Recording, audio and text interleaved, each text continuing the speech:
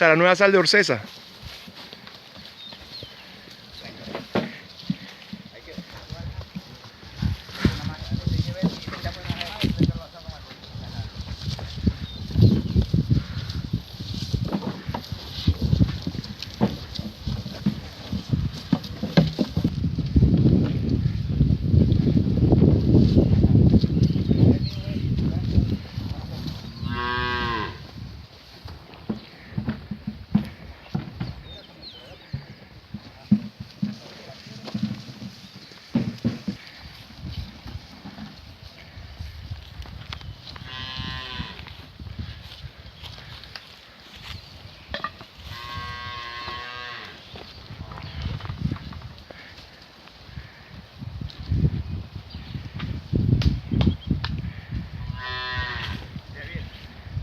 Va a quedar residuo de ahí, porque no te van a comer toda la sal.